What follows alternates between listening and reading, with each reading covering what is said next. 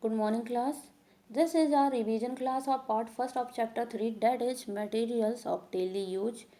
And in this class, I'm going to explain this chapter and I'm not going to read each and every word of this chapter of this part because you have read it earlier. So try to listen me carefully and there is no need to search me in the words of your book. So this chapter has some learning objectives and they are number 1 to know clothes from animal source which can be wool and silk. Number 2 the process of extraction of wool by sheep breeding. Number 3 the process of extraction of silk from silkworm and silk rearing. We have learned that fibers which obtained from plants are plant fibers such as cotton, jute, flax and hemp. Fibers which obtained from animals are called animal fiber. Animal fibers such as wool and silk and fibers which is manufactured in industries or in laboratories by humans are called synthetic or artificial fibers such as nylon, rayon, polyester and plastic. So why do we call it artificial fiber? Because although it is made up of natural things but we add or mix some chemicals or some organic compounds in it to increase its strength. But sometimes we add or we take only chemicals or organic compound to make artificial fibers. So we can see that natural thing is converting into unnatural thing and sometimes it is only unnatural thing, and that's why we call it artificial fiber or man-made fiber. So we can make clothes from fibers. Why clothes are important for us? Because we cover our open body by clothes to escape from sunlight. We wear more clothes to make us warm in winters and we wear raincoat to escape us from rain, and clothes also protect us from undesirable or unwanted things such as dust and insects. In this chapter, you will study only about wool and silk. Wool is a fiber. Now the next heading is wool. Wool is a fiber which is obtained from animals such as sheep, goat, yak and lamb. These animals have a thick coat of hair on their bodies. Yak and lamb are commonly found in cold places where their coat of hair keep them warm in cold atmosphere. And sheep and goat can stay safe them in winters, but in summers it is necessary to shave off their body hair. Why this is so? This is because air is a poor conductor of heat. Now, what do you mean by conductor? Heat or electricity can easily pass from conductor and air is poor conductor,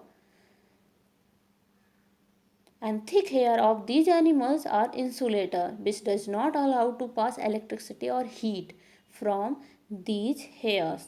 Remember one thing, only metals are conductor.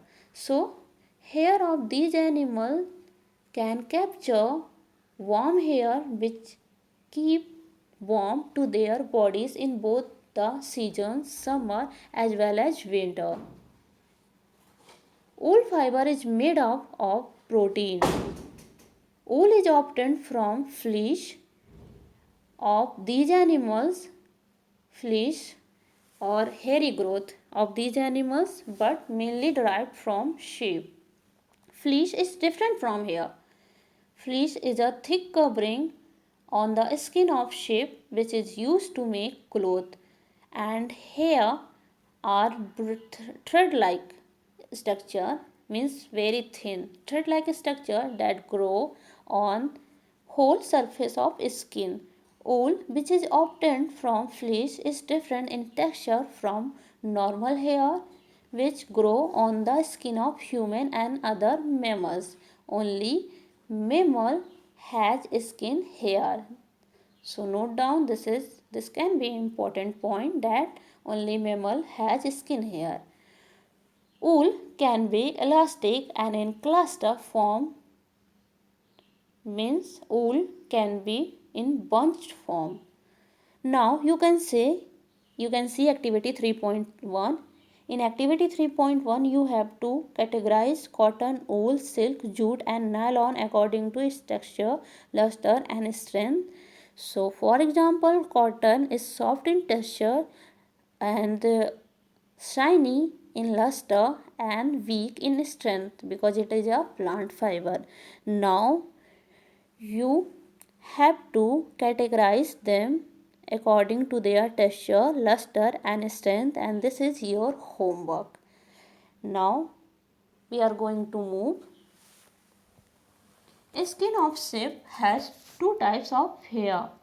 Fine soft, for number one, fine soft under hair provide the fiber for making wool but not in large amount. This type of sheep which has soft flesh can be selected as parents who can produce children of soft hairy coat. It is done to get a generation of soft flesh.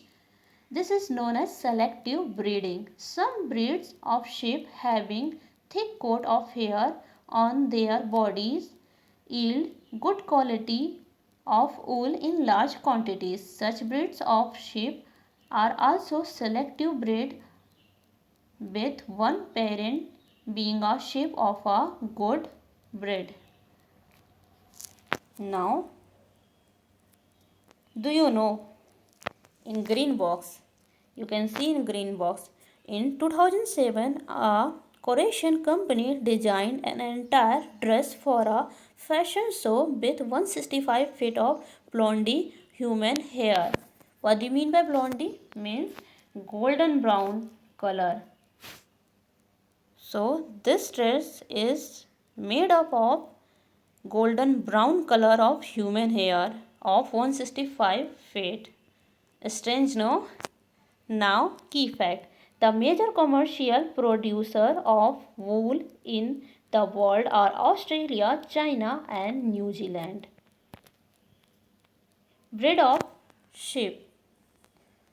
Breeds of sheep. Bakarwal, Lohi, Marwari, Nali, Patanwadi, Rampur, Bushehr, Bushehr are few breeds of sheep which are found in India. You can read about them to get more knowledge from the given table 3.2.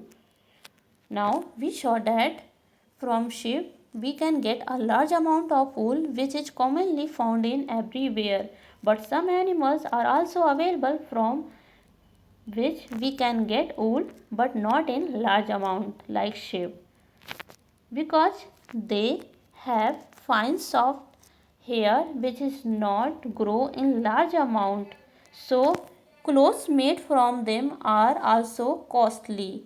These animals which have soft under hair are Kashmiri goat found in Jammu and Kashmir. We make pashmina shawl from their body hair. We can also obtain wool from the fur or hair of camel and some other animals as llama and alpaca. These animals, llama and alpaca, found in South America. They can also give us wool. So you can see their images in your book in figure number 3.3. So the revision of part first has finished, and that's all for today. Thank you, class.